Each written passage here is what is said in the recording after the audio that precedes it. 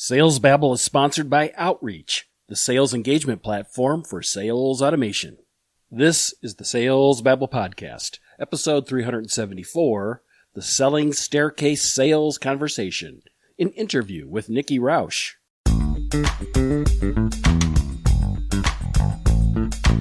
Welcome to Sales Babble, the podcast that shares selling secrets for non-sellers. And now your host, Pat Helmers.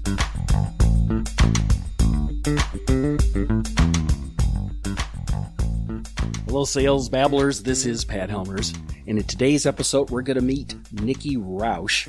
Nikki helps listeners tackle sales more confidently. She's going to share her framework, the selling staircase, and it's a 5-step approach to a selling conversation. Her systemized and super simple process has been refined so that listeners know step by step how to build rapport, how to create curiosity, how to qualify a prospect, how to propose a solution, and lastly, how to close the deal. Nikki's advice is practical for sellers interested in entering every sales conversation with confidence.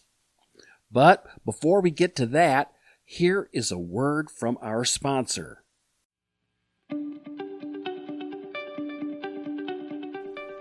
Today's podcast is brought to you by Outreach.io. Outreach helps sales reps to not only close deals, but to close more deals faster. Their platform offers a suite of automation, workflows, efficiency tools, and insights that help teams engage with leads more effectively. Outreach is the #1 sales engagement platform on the market today for a reason. It's a must-have software solution for any revenue team looking to optimize and scale their business. Visit the link in the show notes to schedule an exclusive demo with Outreach today.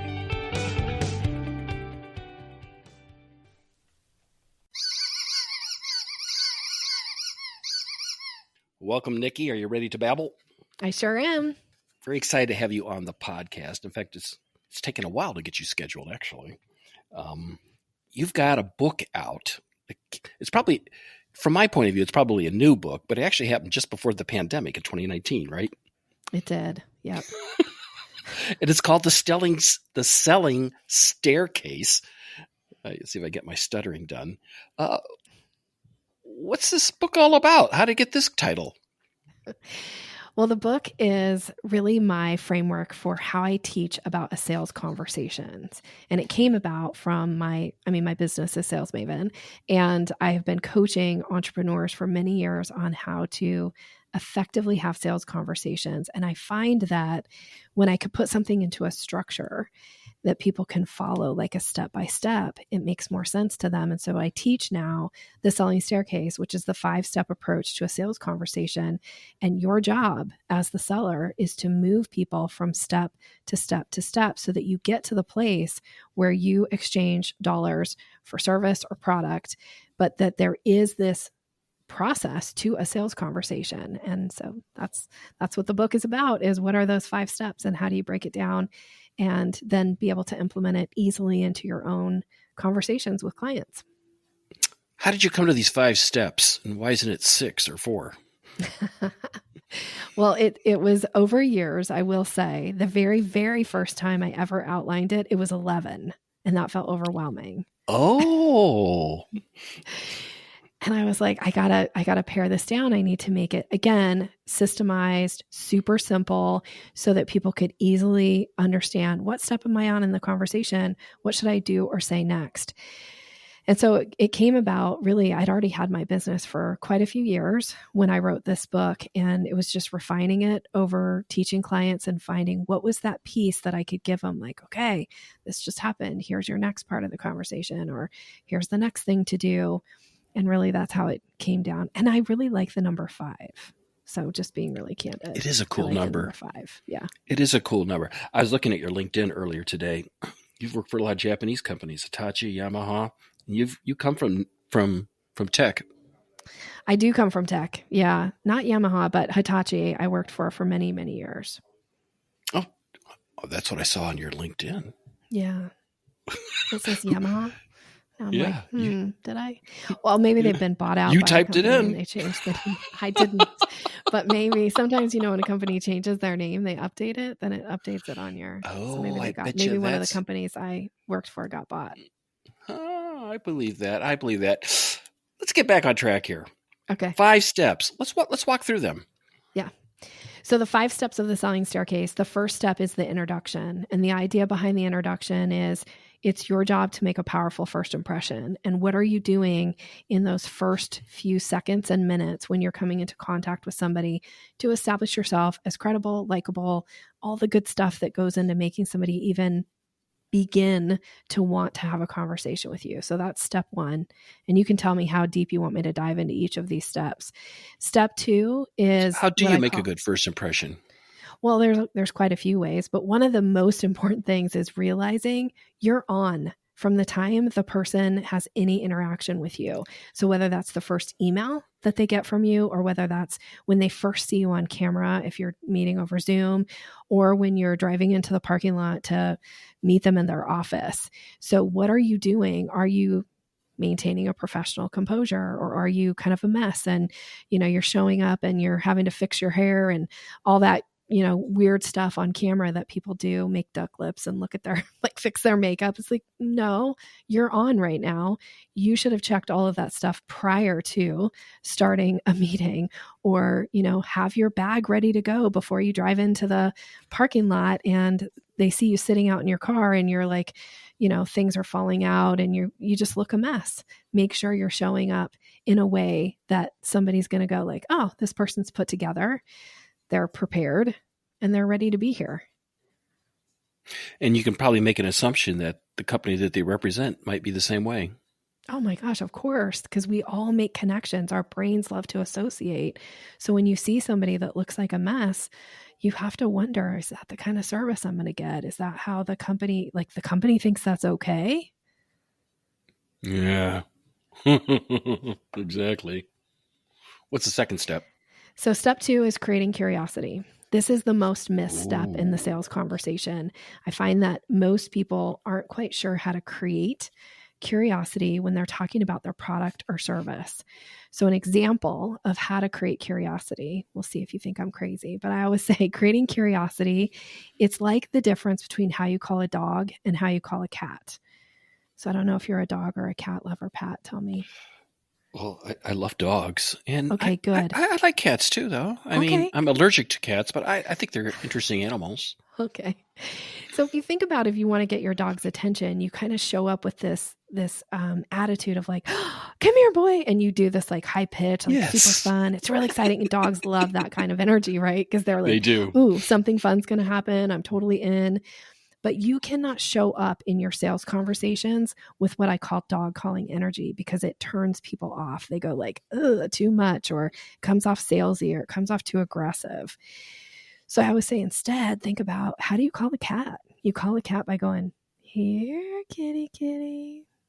Here, kitty, kitty. It's just enough to get the cat to go, what's going on? Let me check this out, or let me hear more. Or let me ask a question. Not that your cats talk back to you, but that's the concept behind creating curiosity. And the way to do it is the way you answer and respond to questions that people give. So it's the difference between if somebody says, hey, Pat, tell me a little bit about your business and your background. Dog calling energy is word vomiting all over everybody. It's like, so when I was first out of college, here's what I did first. And then they go through their whole resume. That's dog calling energy. But if you want cat calling energy, you think of what are the most interesting things about your history that somebody might go, tell me more about that. And also think about, what do you want them to ask you? So don't bring up something you don't want them to ask you about. Bring up the things that are going to be interesting, that are going to lead them to want to know more about what you're doing now. So I like that. It's a very interesting metaphor. Okay. I've never heard this one, Nikki. Well, good then. I think I'm doing pretty good if I say something with somebody with your background. How many people that you talk to that know about sales, and I'm saying so many before. I feel like I've heard it all, but obviously I haven't. I feel like I get the award for today. Like I maybe created something new for Pat. I love it. Ding, ding, ding, ding, ding, ding, ding. Yeah, I should ring a bell here. Okay, so right. once you've created some curiosity, people will start asking you questions, and conversations happen through questions. Because if you're showing up and you're the only one talking, if you're talking at people constantly, they're going to tune out, they're going to turn off. But if you can talk with them and have real conversations, that's where rapport is built. That's where curiosity is created. That's where trust starts to come, that know, like, and trust factor. So we want to have conversations. We want to talk with, and we can't only be the people asking questions in the conversation, because that creates an imbalance of power between me and the client. So I want them to want to ask me questions just as much as I need to get my questions asked and answered. Yeah. Right. Yeah. Okay. It's got to be balanced. It has to be balanced. Yeah. Yeah. I found that to be true too. So what's next? So step 3 is what I call the discovery. Now, some people might refer to this as the consultation. It doesn't really matter what you call it. What matters is, I always say discovery, because it's your job as the salesperson to understand through that conversation, what's the problem, what's the need, what's the want, and to ask questions in a way that leads somebody down the path to hiring you. One of the big mistakes that people make in a discovery session is they start selling. They go into like full sales mode, like full pitch mode, instead of asking the questions that they need the answers to in order to earn somebody's business. Or they ask a bunch of questions that they don't need the answers to until the person hires them. And the big mistake around that is you're wasting valuable time and energy talking about something that may be irrelevant, because we're still trying to identify a lot of times in a discovery call is this an ideal client? Do I have something that would be of value to this person? There's no point in selling and going into pitch mode if this person doesn't have a need or a want, or is even interested in hearing about what you have to say, or would never pay you money for whatever it is that you're selling. So we got to understand in the discovery, like, what's going on, ask the right questions that leads the person down the path to want to know more, to want to talk about the proposal, which is step 4. Yeah. So before we go to step 4, so this is kind of like this idea that it's, in my mind, I kind of go into client, they're a client mode, even though they're not a client yet. And you start understanding what their problems and their wants and their desires are, and you just start working on it. Yeah, but be careful about offering too many solutions in that discovery call, because what can happen sometimes is you go into like, oh, I'm acting like they're a client, so I'm going to start giving them solutions. But you give them a solution and now they don't think they need to hire you because they think you just gave them the answer. But they won't get there without you, or without your product, or without your service. Oh, see, I've never been in that space where I've always sold like software services or something. They're not going to go and write that software. Right. Okay. Good point. Good point. I work with a lot of entrepreneurs that are selling services, and sometimes they feel compelled to want to demonstrate their expertise, and they end up giving away the something that makes the person go, well, oh gosh, you just gave me the world. I don't need to hire you now because I feel like I have all the answers. But they don't have all the answers, because they only get that when they hire you, and you get to really show up fully for them. This is an interesting idea, because there is a philosophy that says you should tell them everything so they'll think that if this is the stuff they're sharing, what else have they got that I need to know? But I guess if you fully solve their problem in one conversation, which sounds like it must not have been much of a problem if it's solvable in one conversation, then it probably doesn't make the best sense. Well, I'm not opposed to putting out free content in the market. I'm not opposed to giving people a taste of what it would be like to work with you. In the actual discovery conversation, this is where I'm going to say, be careful about demonstrating your expertise, because sometimes you'll give somebody what I consider, it's like all your resources, all your expertise, everything you know. To you, this is like one grain of sand, because behind you is this big, beautiful beach of all of your expertise and all that you bring to the the client interaction when they hire you. And so you think, oh, I'm just going to give them this grain of sand because I've got this big, beautiful beach behind me. And it's like no skin off my, nose to just give them something. Right. But they don't know about the beach. They don't know what you're capable of. They don't know what's possible for them in their business. They think that grain of sand is the beach. So why do they need to hire you now? Because you just gave them all the answer. But to you, that's actually only one grain of sand. There's so much more. And that comes when we work together.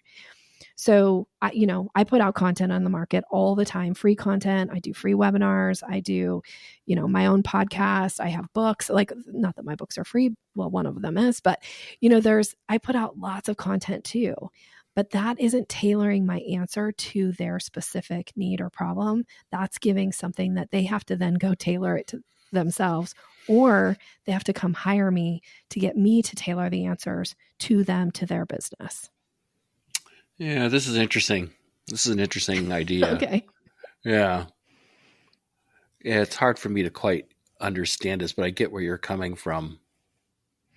Well, especially if you're hiring somebody for like one thing, like a one and done thing. Mm-hmm.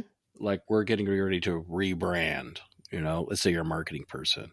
Mm-hmm. Or let's say we're getting ready to install some software. It's the one-time thing. I could see maybe that's a possibility. Yeah, I could see that. Anyway, let's move on. What was step 4? Step 4 is the proposal. And this is actually where you're laying out the ways for the person to hire you, to work with you. And what I always say in the proposal is it's your job to stand in your place of expertise and recommend what the client needs, not what you think they can afford. And there is a difference. Mm-hmm. Yes. Yeah. It's actually what the conversation we just got done with. It's about value. If they totally see the value, then the money's not really an issue. Normally, no. Normally, it's not. No. 9 out of 10 times, it's not in my experience. Yeah.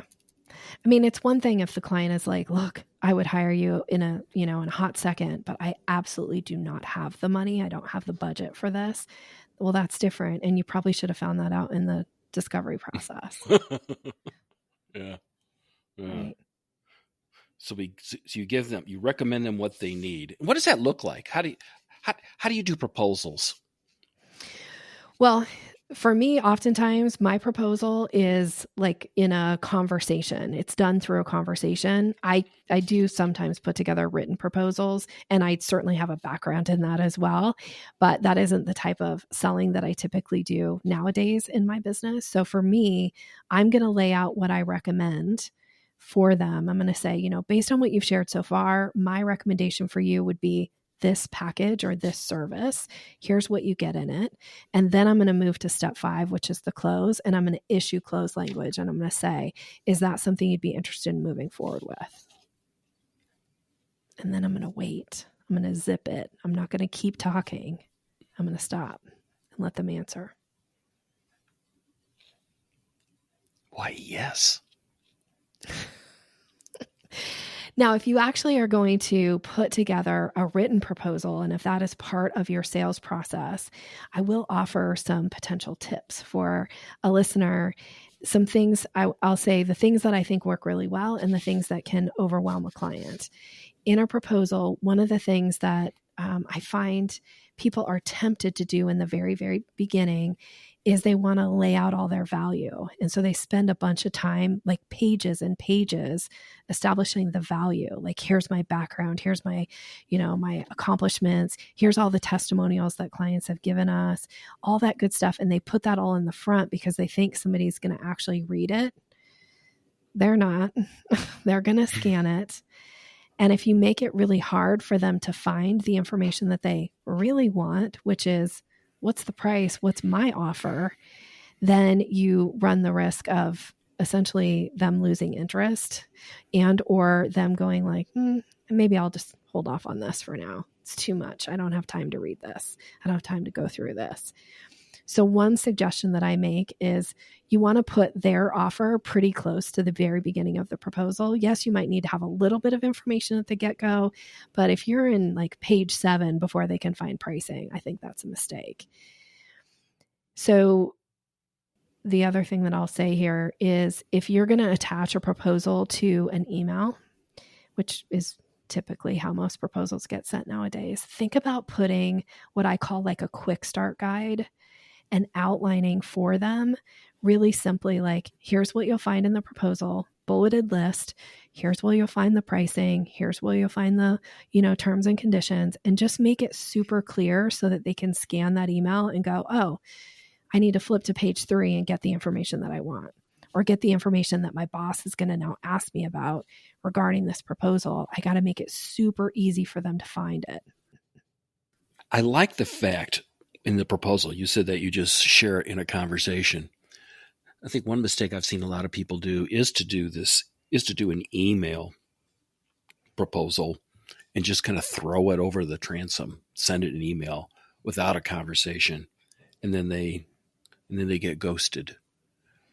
I love the idea that you make sure that you're actually speaking to them when it first gets revealed. Yeah. I have a policy, and I teach this to my clients as well. If somebody says, send me a proposal and I'll review it, my answer will always be, great, I'll have that to you tomorrow. Let's schedule a circle back call now so we can review it together. I can answer any additional questions that come to mind for you, and we can talk about next steps for working together. Can I get on your calendar tomorrow? I'll have that to you in the morning. Can we walk it through in the afternoon? I'm available at 2. Do you have time at 2? Like, I'm going to schedule a circle back call with them because I want to review that proposal with them. Or sometimes I'll say, I'll send this over. Let's schedule a time to review it, and you'll get it just before our call. I love it. Love it, love it, love it. That's awesome. Thank you. That's awesome advice. Nikki, if people wanted to find you, they wanted to connect with you, there's a couple things, right? You've got some books. You have a podcast, right? I do have a podcast. It's called Sales Maven. Yeah, that's one way. Could people listen to it? Why would they want to listen to it? Well, I hope they'll listen to it. So the format of the podcast is I do individual episodes where I'm actually sharing tips and techniques around sales and the sales conversation specifically. I also do on-air coaching calls, so people get to hear me giving other people advice on how to grow their business and improve their selling skills and increase their confidence. And then I do sales success stories with clients where they get to share what they implemented and what the results were that they got. So if you're interested in, as a listener, if you like podcasts and you like somebody who gives you like language and suggestions and tips and techniques, then that's the reason to listen. Awesome. And you've got 3 books, I believe, published. I have 3 published books. Yep. On all 3 available on Amazon. And I also have an ebook that I will happily offer to your audience if I can. Oh, tell me more. Okay. So this is called, how about that my brain just completely forgot what my ebooks. That's a horrible name for a title of a book. It's a terrible Why would somebody name. read a book like that? Oh my goodness. I've never had that happen before. Okay. So it's called Closing the Sale, and it's all about increasing confidence. And I really kind of dive in a little bit into step 3, 4, and 5 of the selling staircase in there. So your audience can get that. I have a special link for them. It's my gift to them. It's free. You can get it by going to yoursalesmaven.com/Babble. Babble. It's one of my favorite secret codes. That's a good code. Mm-hmm. Yeah. A lot of people easy use to the spell, Babble code. easy to remember, super fun. Mm-hmm. It is indeed. Nikki, thank you very much for babbling here on Sales Babble. This has been great. Thank you for having me. This has been fun.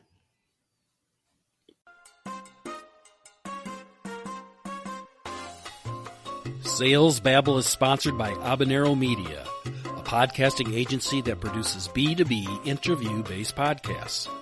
A podcast is the premier way for a business to boost its brand, authority, influence, and trust. With podcasts, companies grow revenue by meeting influencer and prospects through the interview process. If you've ever thought about starting a podcast to grow your business, go to habaneromedia.net for advice, help, and classes on how to start a B2B podcast. That's habaneromedia.net with an H.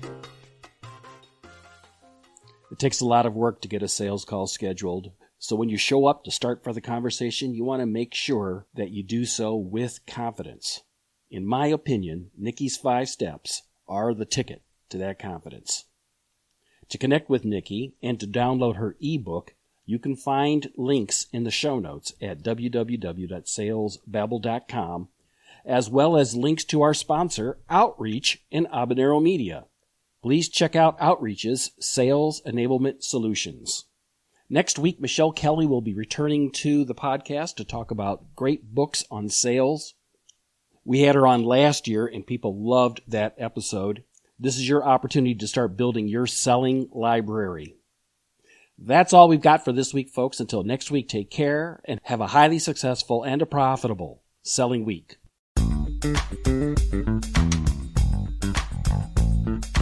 Thank you for listening to the Sales Babble podcast. Find us at www.salesbabble.com.